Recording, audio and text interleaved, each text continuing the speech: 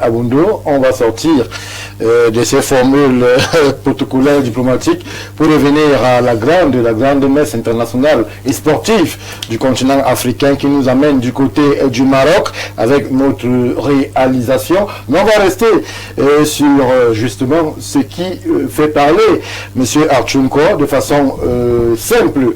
Avant l'introduction sur les Lions, prenons un peu l'ambiance de Cannes avec ce supporter congolais, véritable sosie de Lumumba, qui a profité justement des projecteurs inhérents à cette grand-messe du football pour faire revivre un héros d'Afrique, un héros historique.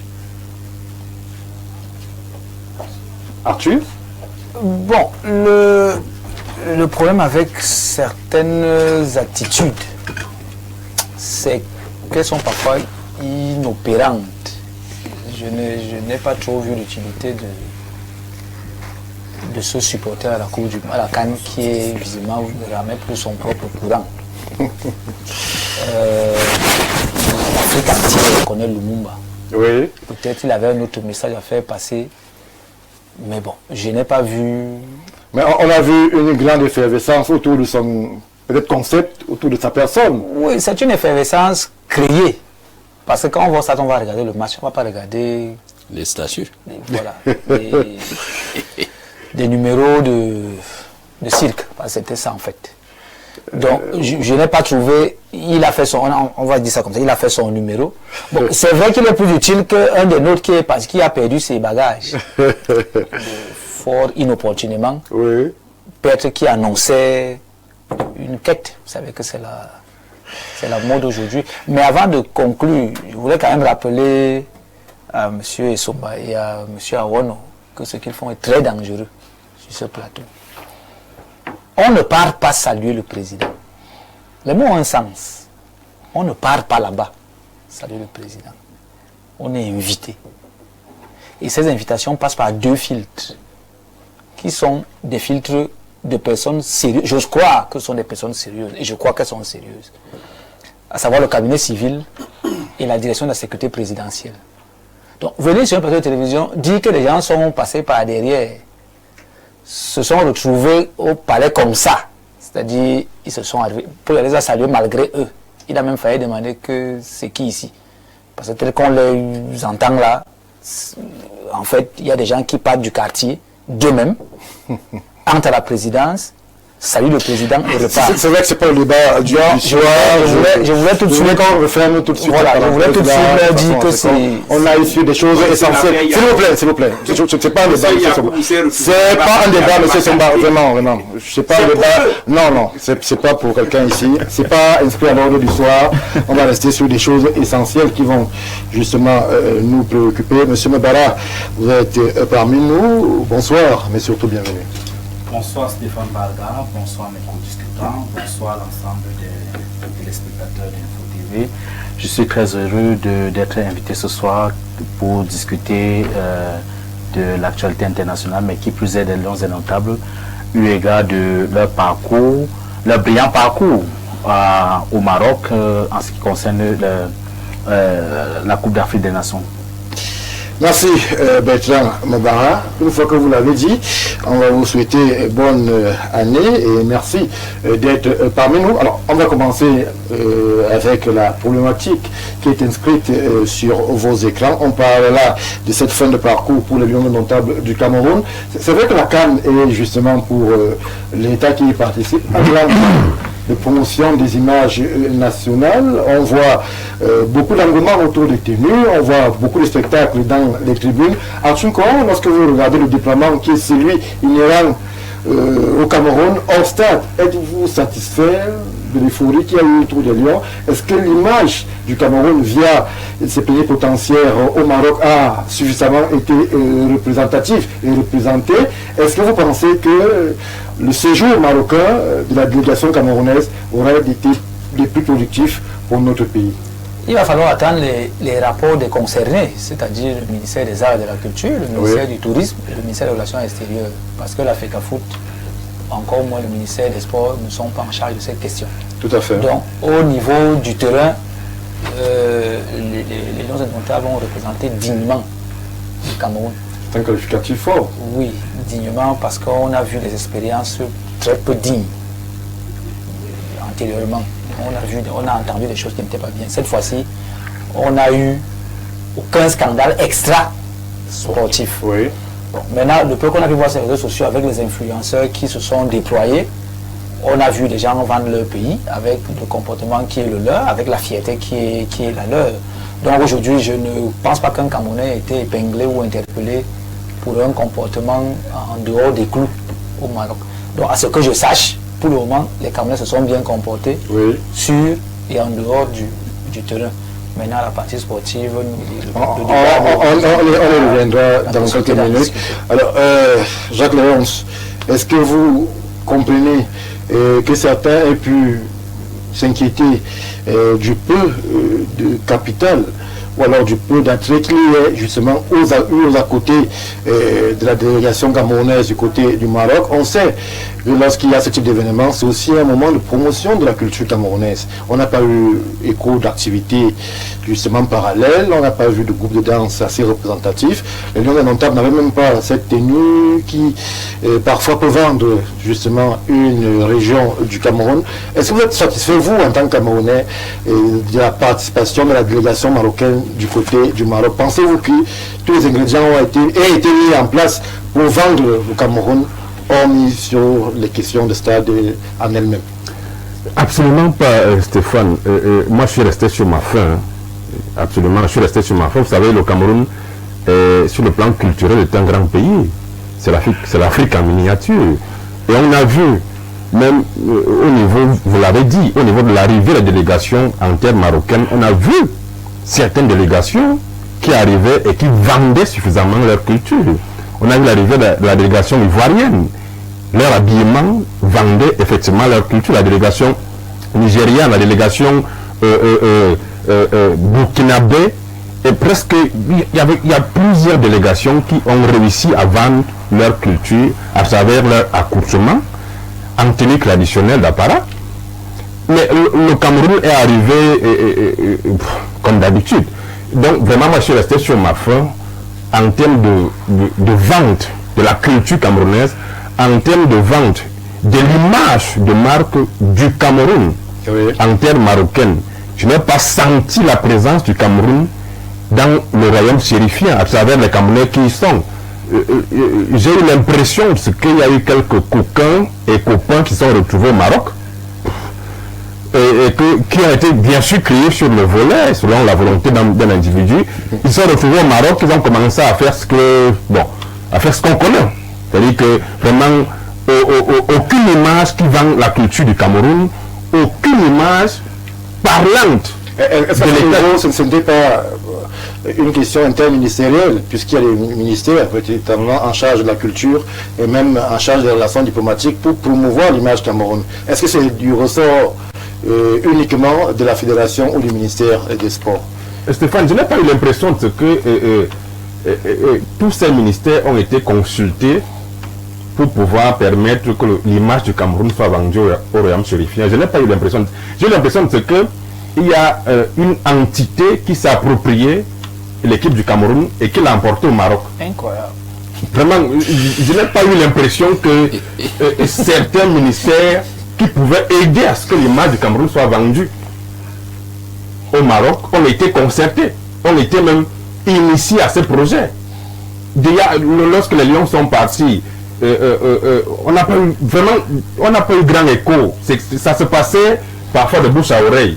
On a vu les Lions qui voyageaient très tard dans la nuit pour aller rejoindre l'hôtel. Et puis, bon, vraiment, c'était pas trop ce qu'on pensait. C'était pas la sérénité qu'on croyait. C'était pas vraiment. Pour vous, en dehors des stades, il n'y a pas eu une grande valorisation du label Cameroun? Absolument pas. Je suis resté absolument sur ma faim. Merci. Je n'ai pas senti le Cameroun en présence au royaume chérifien.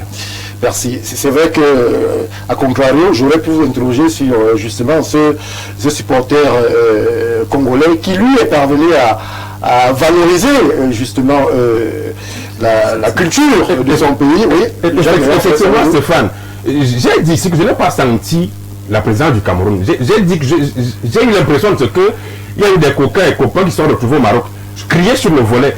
On a une mascotte reconnue dans le monde entier qui est Ngando, mais qui tout le temps est négligé parce que en fait, peut-être il ne fait pas partie des coquins de la FECAFOOT. Et souvent il est laissé. Voilà un Congolais qui a pu se faire entendre. On aurait pu voir un Ngando Piquet comme ça. L'État devait lui apprendre les nouvelles piges. Et donc en réalité, donc vraiment, moi je suis resté sur ma faim. Vous prenez l'exemple palpable de ce qui peut permettre à ce que le drapeau du Cameroun puisse flotter, pas seulement sur la pelouse, mais ailleurs, n'ont pas été pris en compte, n'ont pas été concertés, n'ont pas été initiés. Et vraiment, je suis resté sur ma faim. Merci. Je vais préciser à tous ceux qui s'impatientent sur les différentes plateformes qu'on ne reçoit pas d'appels en direct. C'est juste justement des SMS pour permettre de prendre votre ressenti sur ce grand débriefing. Vous aurez constaté que nous sommes en train de faire en parallèle avec ce qui se passe hors des stades.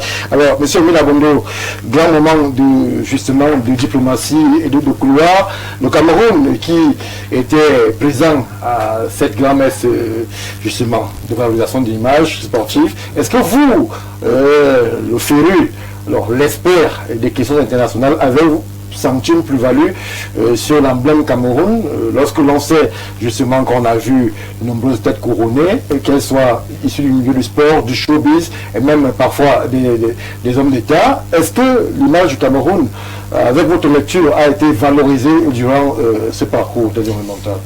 Stéphane, à s'en tenir à la déclinaison de votre question, on comprend a priori qu'on ne peut pas lire l'actualité internationale de la même façon.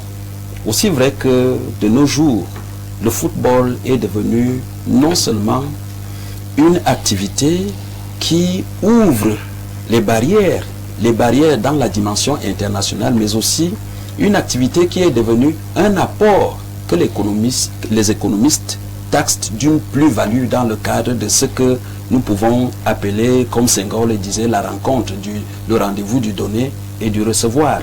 Lorsqu'il y a une activité au travers de laquelle le pays doit vendre son image, tous les leviers sont mis en branle pour que cette activité passe au-delà de la vente de l'image du Cameroun. Oui. Alors, les rapports entre le Maroc et le Cameroun datent des années lointaines. Le Cameroun, à l'époque du président Ahidjo, avait des entreprises. Il y avait une forte collaboration bilatérale entre le royaume chérifien et le Cameroun. Mais maintenant, la collaboration va même dans le cadre militaire.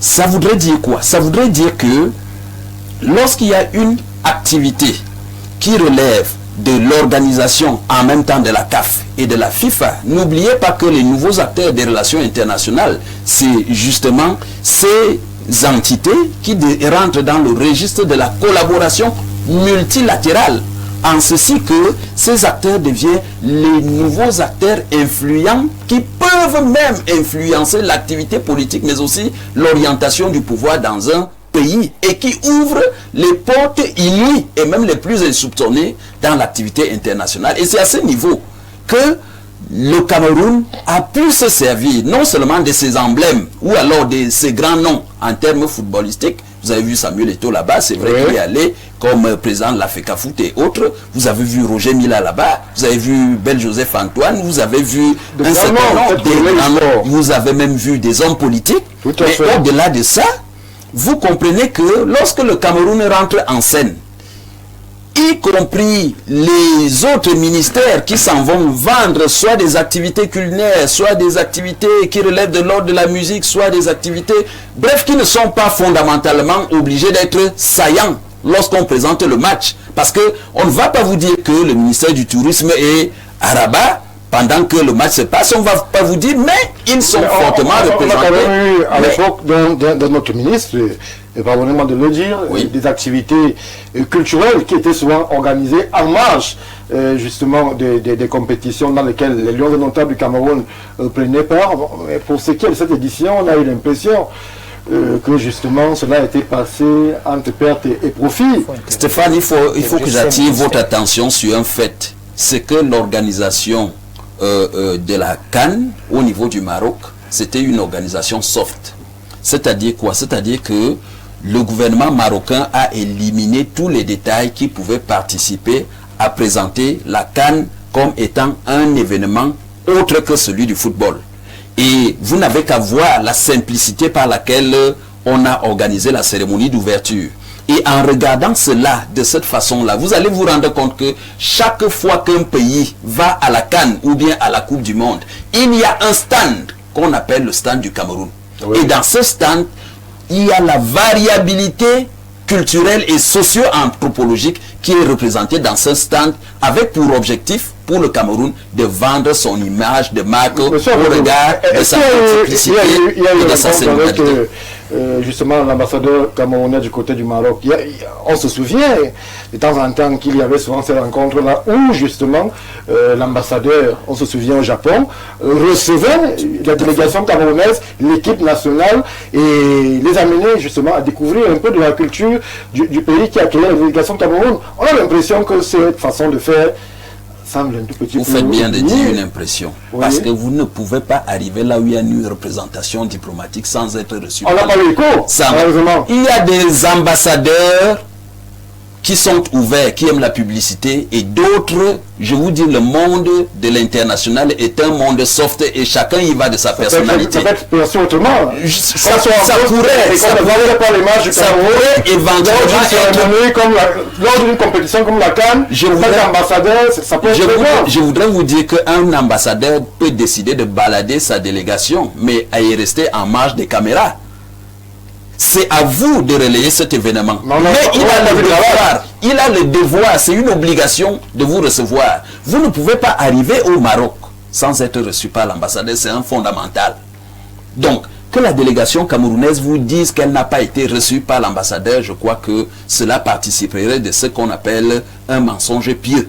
C'est-à-dire qu'un mensonge qui peut être de telle sorte que lorsqu'on vous l'avale, vous puissiez dire Amen. Mais cela n'est pas possible dans le registre international. Pourquoi? Parce qu'il y a des commodités d'usage, des commodités diplomatiques qu'il faut organiser et qu'il faut relayer. Il n'y a que l'ambassadeur pour le faire. Mais restons dans le cas de la vente de l'image de marque du Cameroun. Oui. Je voudrais dire qu'au-delà de ce qu'on peut qualifier la CAN comme une ouverture au monde, à travers le pluralisme culturel que le Cameroun se devrait de présenter, ce qu'on a quand même noté, c'est ce Cameroun qui venait avec une image mièvre, mais qui à terme, malgré son parcours mitigeux de la part des avis et des uns des autres, le parcours est un peu querellé, mais ce Cameroun a présenté une bonne image tant sur le terrain qu'en dehors du terrain.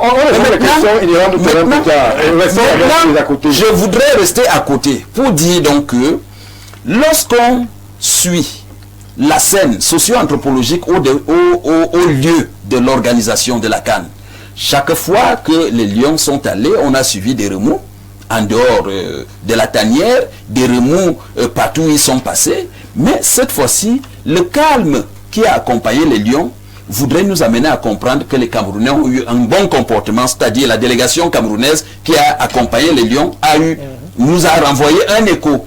Mais cet écho peut être relayé de façon dialectique. C'est-à-dire quoi? C'est-à-dire que on peut avoir les amoureux de la délégation qui allait au Maroc. Ils vont fondamentalement nous présenter une très bonne image, une très belle image, mais aussi vrai que lorsqu'ils allaient, le départ était déjà querellé. Vous pouvez donc avoir aussi ceux qui détestent la compagnie ou alors la délégation qui est allée et ils vont vous présenter une image dialectique. Et je voudrais dire pour terminer que c'est de cette dialectique de point de vue qui fait avancer l'histoire du Cameroun et le Cameroun se nourrit de ça justement pour avancer. Parce que si on a une position... Merci monsieur Nouveau. On revient vers vous plus tard. Mais si on pourrait ne pas avancer. On revient vers vous plus tard parce que justement votre lecture en parallèle de ces événements qui entoure justement un événement comme la CAN est importante. Monsieur Mbala, vous tenez tellement à vous exprimer, je préfère vous donner la parole. Quelle est la lecture que vous faites de toute la démarche de la délégation? On ne parle pas encore là des Lions indomptables, de la délégation camerounaise qui justement a accompagné l'aventure du Maroc pour cette édition. Satisfait? L'image du Cameroun a-t-elle été assez vendue durant ce grand moment d'exposition internationale? Monsieur Stéphane Barga, j'ai comme l'impression que la plupart d'entre nous n'étaient pas devant leur petit écran de télévision. Je le dis tout simplement parce que déjà, au Maroc, on avait un artiste camerounais qui a été choisi par le comité d'organisation de la CAN pour vanter la culture camerounaise. Il s'agit en effet de l'artiste Kossi, qui était au Maroc dans la fan zone réservée au Cameroun. Alors dire que le Cameroun n'était pas assez représenté sur le plan culturel, ça veut dire en même temps également que la musique ne fait pas partie de la culture. C'est à quoi moi je vais dire faux, voyez-vous. Alors, on avait déjà Kossi qui nous représentait assez suffisamment. On avait également un DJ dont le nom m'échappe à l'instant, mais au cours de l'émission, je pourrais me rappeler. Ouais, vous ne vous souvenez pas non, justement, le problème, c'est le suivant. Le DJ est là pour jouer la musique du terroir camerounais, voyez-vous. Il n'est pas là en tant que personne pour vanter sa musique à lui. Écouter quelques musiques du terroir lors des matchs de Lyon. Et qui plus est, pendant les mi-temps lors des matchs, on faisait jouer les musiques camerounaises. On a pu écouter du Malox, on a pu écouter... Effectivement. Alors, donc, dire que le Cameroun n'était pas représenté sur le plan culturel, en même temps, fait preuve de mauvaise foi, voyez-vous. C'est pour ça que je voulais absolument réagir sur ce point-là. Pour interrompre, bon, sauf si vous avez maintenant une question. Alors, nous sommes sur justement le déploiement de la délégation du Cameroun. Justement, il y a un modus operandi auquel on était habitué, qui nous amenait à ces groupes de danse folklorique, qui nous amenait justement à cette visite au sein de l'ambassade du Cameroun, qui nous amenait justement à cette communication intense autour de la délégation camerounaise. On a l'impression que pour cette édition marocaine, on y a été de façon assez timide. Vous nous parlez de Kossi, vous nous parlez du Cameroun en termes de représentation culturelle et artistique, je pense, avec plus ou moins de certitude qu'on aurait pu faire mieux pour promouvoir l'image du Cameroun. Monsieur Stéphane Barga, je vais parler sous le contrôle de Monsieur Abondo. Lorsqu'on parle d'un événement sportif, il y a également à côté ce qu'on appelle la micro-diplomatie sportive. Et qui parle donc de micro-diplomatie sportive parle de 5 éléments.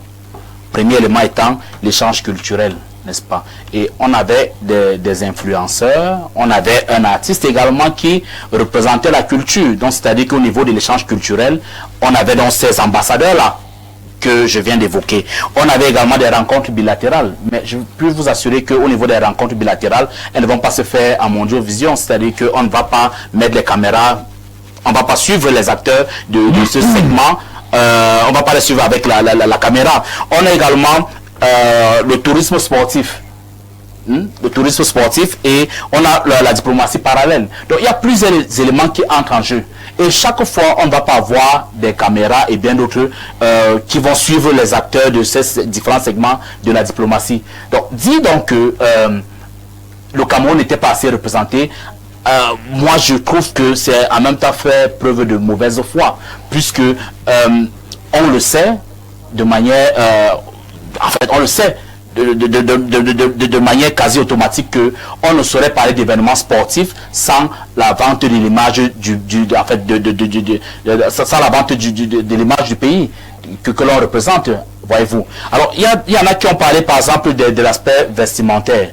Alors, je peux vous assurer que les Lions ne se sont pas présentés en tenue quelconque. La tenue qu'ils arboraient avait le drapeau du Cameroun vert ou jaune. Et je ne vois pas un élément qui peut davantage représenter l'image du pays que le drapeau du Cameroun. On a vu l'arrivée j'ai vu la tenue ivoirienne. On a vu les Tanzaniens arriver. Vous faites très bien de parler de la tenue ivoirienne. J'ai vu des longues vestes. Alors, depuis quand la veste fait partie de la tenue traditionnelle ivoirienne? Lorsqu'on sait que on a par exemple les Djoula, on a par exemple en fait on a différents peuples en Côte d'Ivoire et je n'ai jamais vu une tenue traditionnelle d'apparat ivoirienne en veste. À ce qu'ils sachent, ce sont généralement des pagnes et bien d'autres. Mais lorsque vous me dites que les autres ont assez bien représenté leur pays, non, on avait juste les motifs de la culture sur leurs vêtements. Mais dis donc que c'était les tenues traditionnelles, alors je vais dire c'est faire preuve de mauvaise foi. Merci. Timothée Somba, je me tourne vers vous. Est-ce que la question elle pourrait être justement périphérique à celle inhérente aux prestations sur le terrain, mais on se positionne là. On positionne la CAN comme un moment justement de promotion de l'image des pays, promotion de l'image du Cameroun. Est-ce que lorsque l'on commencera à faire le bilan, si certains s'accordent à penser que le Cameroun n'a pas été ridicule pendant cette CAN sur le terrain, mais sur les stades, en termes de promotion de l'image, est-ce que le pays était là-bas? Est-ce que justement le ministère du Tourisme, est-ce que le ministère de la Culture, qui sont censés porter l'image du Cameroun, est-ce qu'on a senti cette effervescence autour justement de l'image du Cameroun? Stéphane Barga, Peter Drucker, un expert en management, disait: la bonne structure ne garantit pas toujours les résultats, mais la mauvaise structure garantit à coup sûr l'échec. Vous voulez qu'on capitalise quoi? Est-ce qu'on avait une bonne structure? Qui est le chef de la délégation Cameroun pour aller à la CAN, qui est cet événement monstre organisé sur une longue durée et qui concerne plusieurs États, dont les ministères devaient aller se courber derrière le président de la FECAFOOT, qui avec ses longs bras de jour comme de nuit s'est arrangé à ce que le gouvernement n'aille pas à la CAN? Quelle force. Non. Qui allait conduire la délégation chez l'ambassadeur? Qui? C'est le président de la FECAFOOT qui va prendre les représentants de la présidence des ministères pour dire: venez organiser les centres, venez faire ceci. C'est impossible. C'est impossible. Ce que vous avez vu, c'est que ce n'est pas le Cameroun qui était au Maroc. C'est les lions indomptables. Oui. On n'a pas capitalisé l'extra sportif parce que le gouvernement a été mis en minorité. Aussi simple que cela. Maintenant, posons-nous la question. Pourquoi est-ce que le gouvernement est mis en minorité? On va questionner la hiérarchie informelle, la puissance des individus qui réussissent à aller saluer le président par des mécanismes de couloir tous les jours et dont les adeptes nous font dire que chaque fois qu'il réussit à aller saluer le président, c'est qu'il est très fort. Donc, il est puissant. C'est caricatural. Stéphane Barga, vous connaissez le nombre de participations du Cameroun à la CAN. Oui. Jamais, au grand jamais, la délégation camerounaise n'allait participer à une CAN sans le ministère des Sports. Jamais. Ni CAN, ni Coupe du Monde. Vous comprenez? C'est qui allait vendre la culture. Maintenant, j'étais déjà en train de répondre. Allez-y. Vous comprenez donc l'importance du gouvernement dans la préparation de la participation d'une nation à un événement sportif. C'est ce qu'on a demandé depuis. Parce que lorsque le gouvernement gère le volet extra sportif, c'est lui, dans le cas du comité interministériel, qui fédère. Mais vous regardez le gouvernement camerounais qui est clivé. Est-ce que vous n'avez pas eu le sentiment que le ministère des Sports a été lâché par ses collègues du gouvernement face à la défiance de la FECAFOOT? Vous avez vu un ministre écrire à un ministre pour demander d'empêcher la tenue d'une réunion. Le ministre ne répond même pas. On a vu où est la solidarité gouvernementale. Dans le fond. Où elle est où? Et voilà donc le résultat. Au Maroc, on n'avait pas de Cameroun. Mais il y a une représentation diplomatique du Cameroun. Vous voulez que la représentation diplomatique reçoive le président d'une fédération sportive comme représentant d'un État? Non. Qu'est-ce que vous moi je vous ai... Je ne sais pas. Quand l'eau bénie vous frappe, ça pose un problème. Moi je vous ai écouté et j'ai pris des notes. Nous sommes dans le Zolen et le Sein. Pour parler comme les Allemands. Le Sein, c'est ce qui est, ce qu'on voit, et le Zolen, c'est ce qui devrait être. Dans leur prise de parole, mes compagnons sont parlé de ce qui devrait être. Oui. Il a bien fait d'évoquer la microdiplomatie. C'est ce qui devrait être. Mais c'est ce qui n'a pas été. Qu'est-ce qui a été? On vous cite de façon individuelle, de façon isolée. Il y a eu un artiste au Koussi, il y a eu Vanister qui chantait dans les carrefours. Non, ça ne se passe pas comme ça. C'est pour ça que lorsque le gouvernement prépare la participation à un événement, on constitue une délégation. Généralement, toute la délégation camerounaise voyage souvent même dans un seul vol. Oui. On s'arrange à ce qu'elle loge dans la même ville, peut-être pas dans les mêmes hôtels. On crée des espaces passe d'abord de fédération, d'agrégation et de brassage de toute la délégation camerounaise. Oui. D'abord, c'est donc à partir de cette Aux Jeux Olympiques, on parlait de village. de village Cameroun. Oui, C'est donc, Stéphane Bach. je ne vous ai pas coupé. Non, je ne veux pas le couper. C'est juste pour le relancer. C'est 8 minutes. Moi, j'ai Allons-y, Voilà. allons-y. Non, on parlait combien? Allons-y. Une fois qu'on a fédéré tout ça, c'est comme ça qu'on capitalise l'image. Et vous faites bien de mentionner l'ambassadeur. Parce que le porte-étendard, c'est l'ambassadeur qui, reçoit la délégation. Ça commence même souvent à l'aéroport. Parce que c'est lui qui vient recevoir la délégation à l'aéroport. Et en recevant la délégation, il y a un huis clos avec le chef des délégations. Au cours de ce huis clos, qui est en réalité une sorte de séance de travail, il présente donc les opportunités du pays. Oui. Il doit dire, comme vous êtes venus, voici le Maroc, voici ce qu'on peut capitaliser ici. Et à partir de là, ils se déploient ensemble dans une symbiose. Sauf que un État, aucun État au monde ne peut être représenté à une compétition des États par une fédération sportive. Merci. Nous sommes donc en train de payer là Non. le prix de nos errances managériales. Merci. Managériales, autant pour moi. Et ça ne fait que commencer. Merci.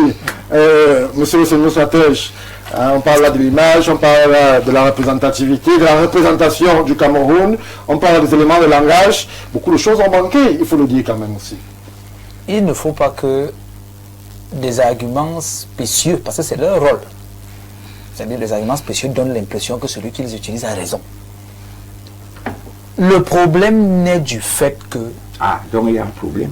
Le problème inventé par Timothée naît du fait que vous avez des médiocres qui, longtemps, ont adossé les délégations du Cameroun avec la délégation des joueurs.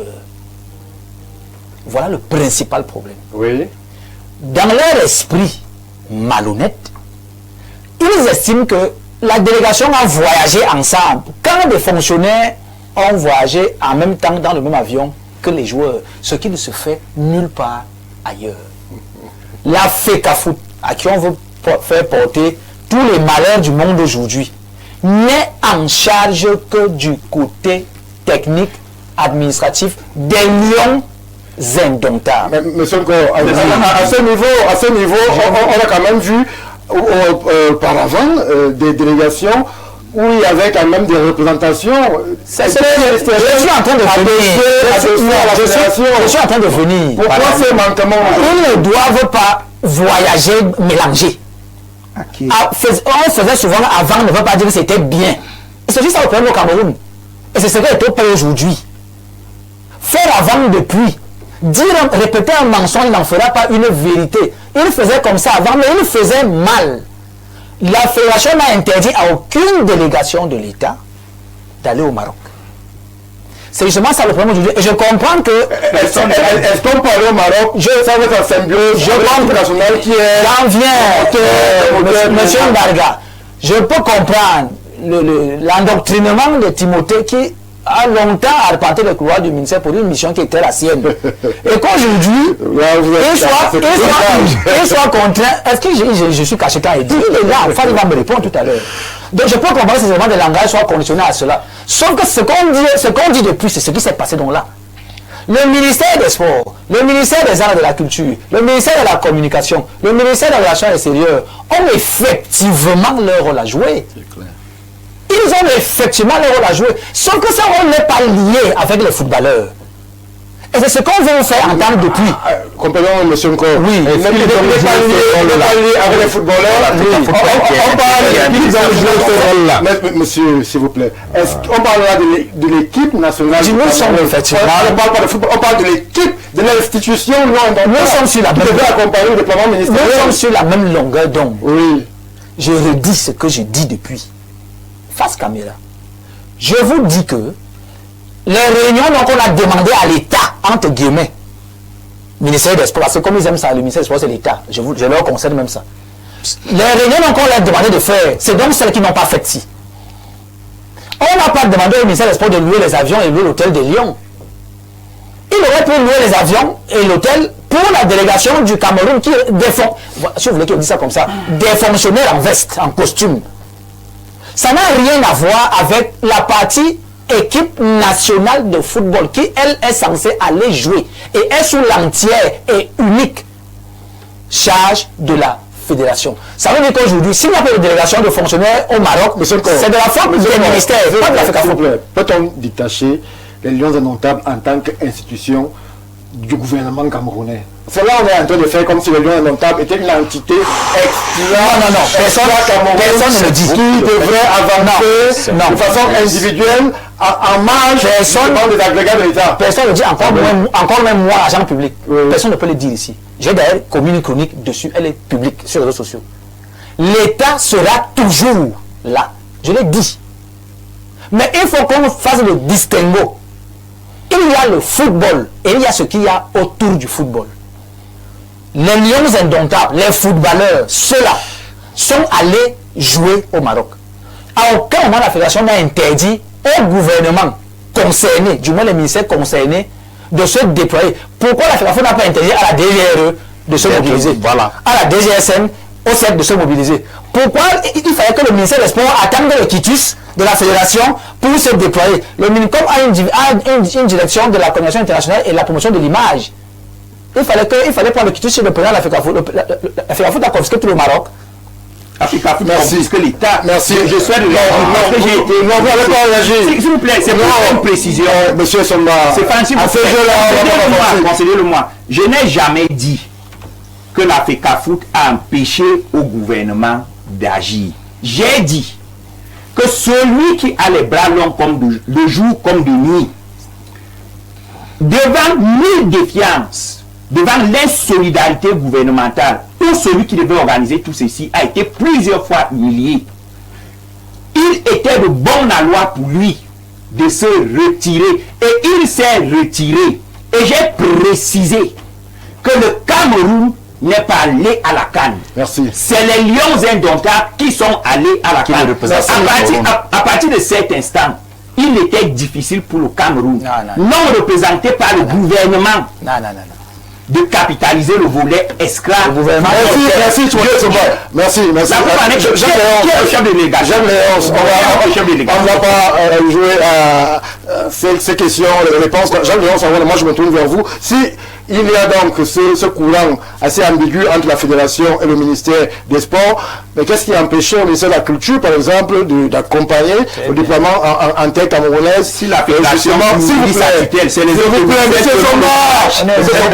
qu'est-ce qui a empêché justement au ministère de la Communication, à la Culture, peut-être au Minerex, là on met des guillemets puisqu'il y a l'ambassadeur, tout ça, nous apprend qu'il y a une diplomatie informelle, d'être plus visible, parce qu'on a pu voir d'autres pays s'approprier de façon culturelle l'événement, et justement on a mis en avant ce supporter congolais qui à lui seul est parvenu à vendre l'image du Congo. Il est parti seul, pas sous l'égide du gouvernement congolais.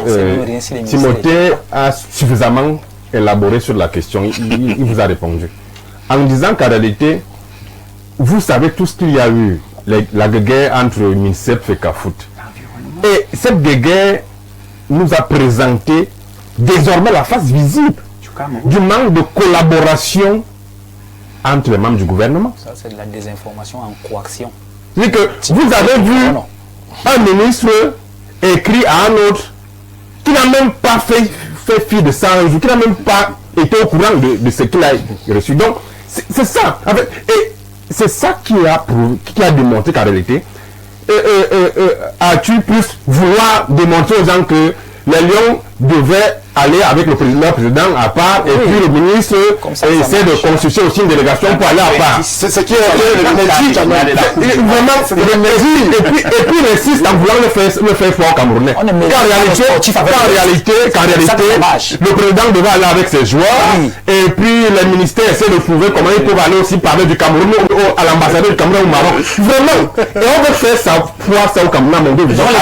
À une seconde. Non, mais c'est son n'est pas qualifié pour la CAN, est-ce que votre état peut se retrouver là-bas? Non.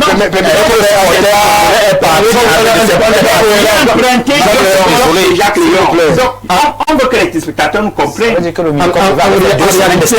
pas ce qu'on a dit. En réalité, ce qui s'est passé au Maroc pour le Cameroun, c'est la conséquence de la guerre MINSEP-FECAFOOT. Avec un monsieur, comme le Soma a dit, qui est fort, qui est puissant de jour comme de nuit, qui domine tout le monde.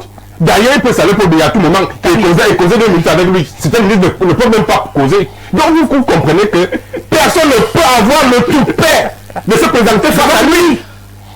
Il a humilié le MINSEP plusieurs fois. Le MINSEP en tant qu'homme.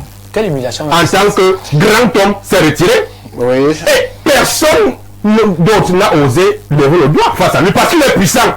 Et donc, les Lions se sont retrouvés en minorité face à un monsieur qui s'est accaparé de l'équipe, qui a fait de ça sa propriété, et qui a fait ce qu'il veut. Voilà pourquoi. À ce niveau, c'est le président de la fédération qui empêche au ministère concerné par l'image des Lions de se déployer, monsieur Stéphane, on vous fait savoir que c'est la conséquence de la guerre. On a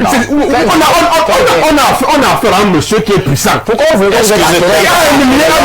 plusieurs fois. Excusez très facile. Quel autre ministre pourrait prendre l'initiative de concevoir une délégation à part celle qu'on est initiée et constituée par lui, parce que c'est lui qui constitue les délégations. Merci, monsieur Arona.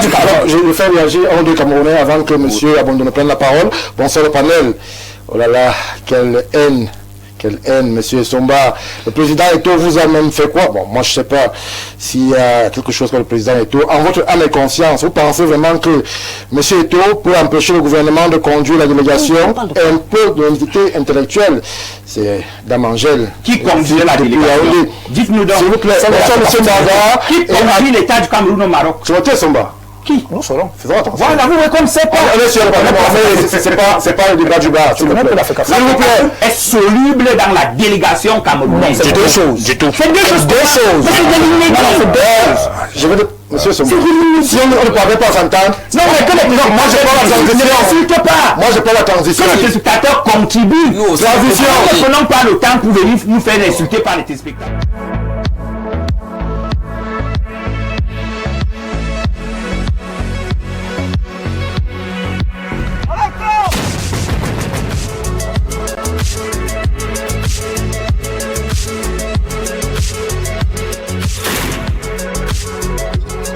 Une victoire sans appel.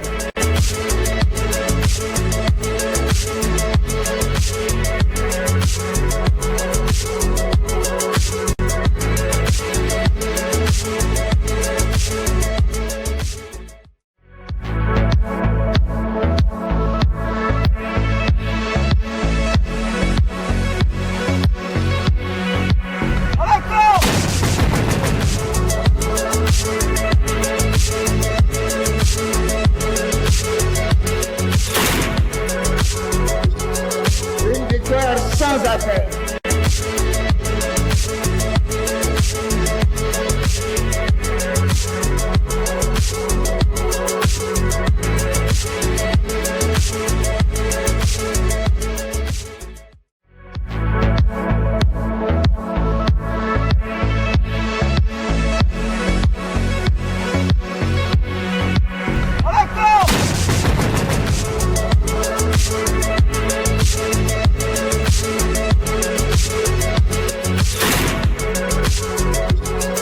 Une victoire sans appel.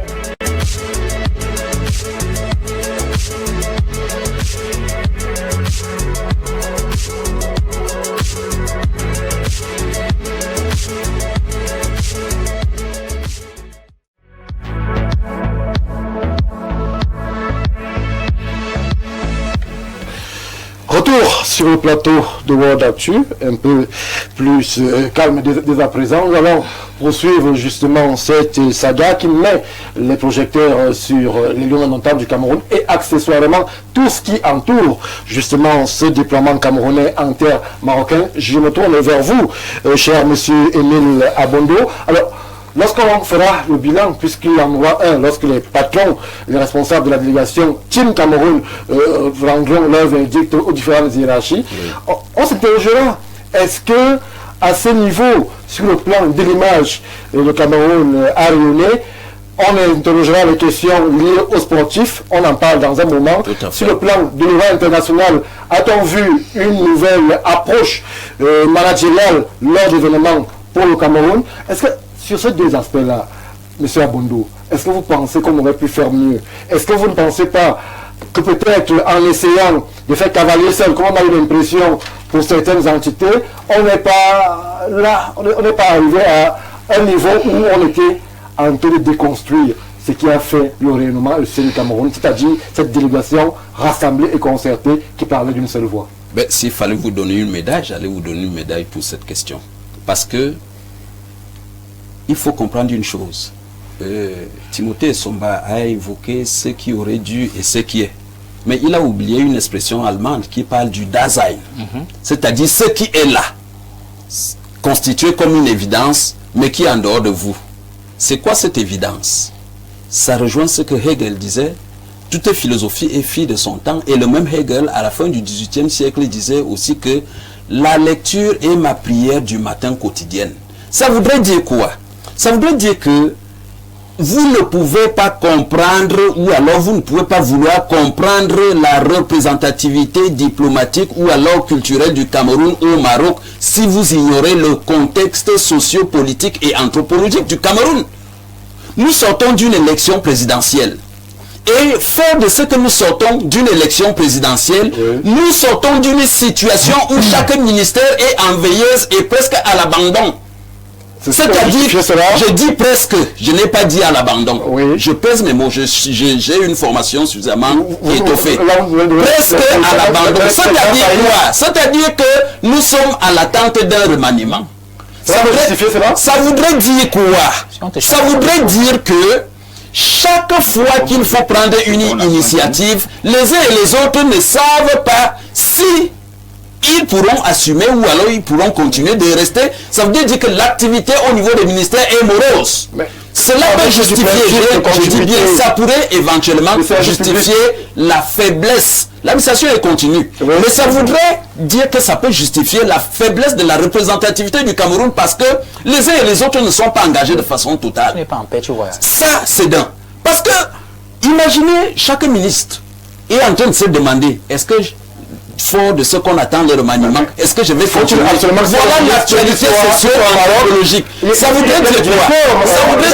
Ça voudrait dire quoi? Ça voudrait dire que si il y a un problème de solidarité gouvernementale, ça voudrait dire que les uns et les autres se font déjà étiqueter et il y a des groupes qui se forment à l'intérieur, il y a déjà un problème en interne. Ça, c'est l'actualité sociopolitique qui émane du Cameroun et qui sera fédérée en monde de vision. Et cette faiblesse donc... s'il vous plaît. Oui. Vraiment, ce qu'on dit sur ce plateau est assez grave pour qu'on s'arrête un moment. Je ne sais pas, ma compréhension peut être floue. Oui. Vous voulez faire comprendre aux millions de Camerounais qui nous regardent que le Cameroun a été sous-représenté ou mal représenté. Est-ce que le Cameroun a été sous-représenté? S'il vous plaît, du Maroc, du fait de cette psychose liée au remaniement qui empêchait à ce que les détenteurs de porte-seuls puissent se déployer et promouvoir l'image du Cameroun. Ce n'est pas ce que je vais dire. Je voudrais dire ceci. C'est qu'on peut gagner en vendant l'image du Cameroun et en garantissant sa porte. Stéphane, c'est vrai que je suis encore là. Je voudrais dire que Timothée Somba et Léon Sawono sont en train de clamer la faiblesse de la représentativité du Cameroun au Maroc. Je voudrais les amener à comprendre ce qui pourrait justifier cette faiblesse. Pourquoi? Parce que si vous regardez cette faiblesse en tant que finalité, sans savoir d'où on part, vous n'allez pas comprendre pourquoi il y a faiblesse. Mais si vous regardez d'où nous partons, c'est-à-dire notre propre pays, vous allez vous rendre compte qu'il y a une actualité saillante. Et fort de ce qu'ils mettent en relief, cette représentativité en termes de faiblesse, ils sont déjà en train de critiquer quelque chose à la base que je suis donc en train de présenter. Et il faudrait qu'ils sachent que s'ils persistent dans cette voie, voilà l'orientation qu'ils sont en train d'épouser. Et ce contexte pourrait donc leur permettre de comprendre cette faiblesse et c'est pour leur dire que le problème n'est pas à ce niveau. Le problème est ailleurs. Le problème est en termes de ce que le Cameroun a considéré comme priorité et ce qui a été présenté sur les écrans. C'est vous qui dites en communication que les faits sont têtus, mais aussi que les faits sont sacrés. Oui. Tenons-nous aux faits et ce qui a été vu et évaluons ce qui a été vécu.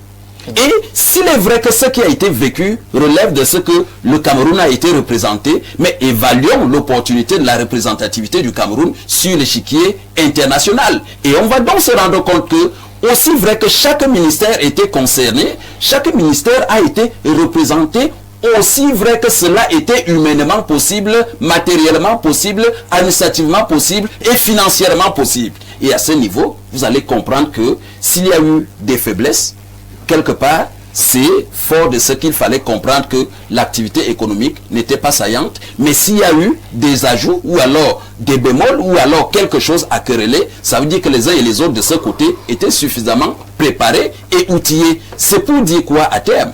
C'est pour dire que chaque fois qu'on a une lecture internationale à faire sur un phénomène, il faut se poser une question simple. Est-ce qu'on maîtrise les dessous? Et le dessous participe de ce qu'on appelle en société internationale les accords d'étape.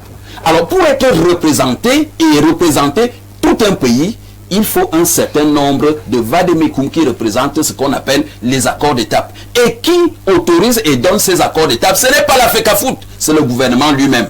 Ça voudrait dire quoi? Ça voudrait dire que si vous dites que le gouvernement n'était pas fondamentalement représenté, vous portez une critique à l'endroit du gouvernement camerounais. Et si vous dites donc, ce n'est pas interdit, c'est de votre droit, mais arrêtez de dire que cette faiblesse de la représentativité émane de la FECAFOOT. Arrêtez de dire que cette faiblesse de la représentativité du Cameroun émane du fait que quelqu'un a de longs bras et d'autres. Ça relève de ce qu'on appelle en méthodologie un raisonnement apagogique. Vous voyez, parce que c'est un raisonnement pas l'absurde. Nous sommes là pour nous en tenir aux faits et pour nous en tenir au fonctionnement de l'administration. Donc, si vous critiquez la représentativité institutionnelle, sachez que vous êtes en train de critiquer le gouvernement camerounais. Mais moi, je voudrais vous amener à comprendre l'opportunité qui peut justifier. S'il vous plaît, Timothée, je voudrais vous amener à comprendre ce qui peut justifier l'opportunité d'une certaine faiblesse. Parce que le Cameroun était consacré à l'essentiel et on sortait relativement d'une crise post-électorale et il fallait donc que les uns et les autres prennent les leviers et qu'ils maîtrisent ce qu'ils ont à faire.